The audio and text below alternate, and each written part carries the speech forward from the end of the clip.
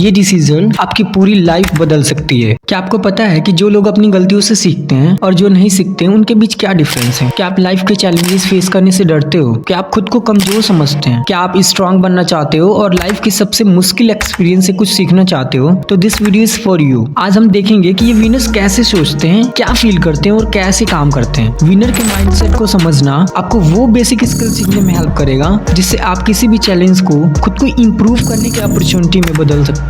हम इस बारे में भी बात करेंगे कि कैसे कंफर्ट जोन से बाहर निकलकर लाइफ के नए एडवेंचर्स को ट्राई करना है। आप ये भी सीखेंगे कि कैसे अपनी लाइफ के हर चैलेंजिंग सिचुएशन को एक अपॉर्चुनिटी में बदला जा सकता है और कैसे एक विनर वाला माइंडसेट अपनाकर अपनी लाइफ को सक्सेसफुल बनाया जा सकता है।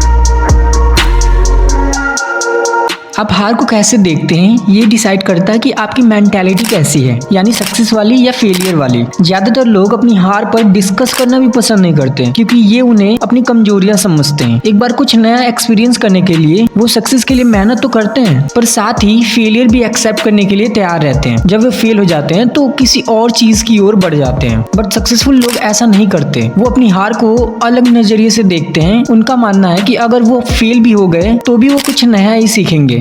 वैसे देखा जाए तो हम अपनी गलतियों से ही ज्यादा सीखते हैं। लोगों को फेलियर बुरे लगते हैं क्योंकि उन्हें लगता है कि वो अब आगे नहीं बढ़ पा रहे हैं या फिर हार गए हैं। ज्यादातर लोग हार को एक नेगेटिव तरीके से लेते हैं। लीडरशिप मैगजीन में एक आर्टिकल छपा था कि ज्यादातर लोग जो हमेशा सक्सेस के पीछे भागते हैं और जिन्हें हार बर्दाश्त नहीं होती वो या तो शराबी बन जाते हैं या डिप्रेशन में चले जाते हैं या फिर एक्सट्रीम लेवल पर जाकर सुसाइड करने की कोशिश करते हैं। लेकिन हमें ये याद रखना चाहिए कि हम इंसान हैं, कोई सुपर पावर नहीं, और हार जीत लाइफ का एक हिस्सा भर है, उससे ज्यादा कुछ नहीं।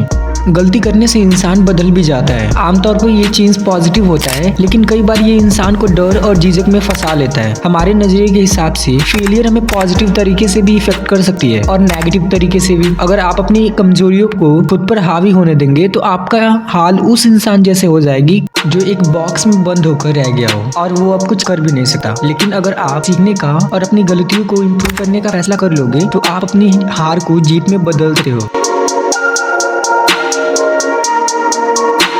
लोगों को लगता है कि वो सिर्फ उस काम के लिए रिस्पॉन्सिबल हैं जो दूसरों ने उन्हें दिए हैं, लेकिन वो भूल जाते हैं कि जिम्मेदारी लेना भी एक डिसीजन है। ये डिसीजन आपकी पूरी लाइफ बदल सकती है। एक बार आपने रिस्पॉन्सिबिलिटी लेने का फैसला कर लिया तो यानी आप एक्शन लेने को तैयार हैं। अगर आपसे गलती हुई है तो आप दो काम कर सकते हो, या तो किसी और को दोष दे सकते हो या फिर खुद पे जिम्मेदारी ले सकते हो। आपकी चॉइस बताएगी कि आपके फेलियर का आपको क्या रिजल्ट मिलेगा। अगर आप जिम्मेदारी ले रहे हो तो यानी आप लर्न और ग्रो कर रहे हो। अगर आप लंबे वक्त तक रिस्पॉन्सिबिलिटी से भागते रहोगे तो एक दिन आपको विक्टिम कार्ड खेलने की आदत पड़ जाएगी। कई लोग इस विक्टिम मेंटेलिटी के साथ ही जीते हैं और खुद को लाचार और बेबस दिखाते हैं। जैसे उनका मानना होता है कि वो इकोनॉमी की वजह से काम नहीं करते, बचपन में हुए किसी बुरे हादसे की वजह से वो आगे नहीं बढ़ पाए, फाइनेंशियली प्रॉब्लम की वजह से वो अपने गोल्स अचीव नहीं कर पाते, वगैरह वगैरह। मीन्स की हर वो काम जो उनसे नहीं हो पाता है उनके लिए वो या तो सोसाइटी को या भेदभाव जैसी चीज को दोष देते हैं। अपने बुरे हालात के लिए हर वक्त दूसरों को ब्लेम करने से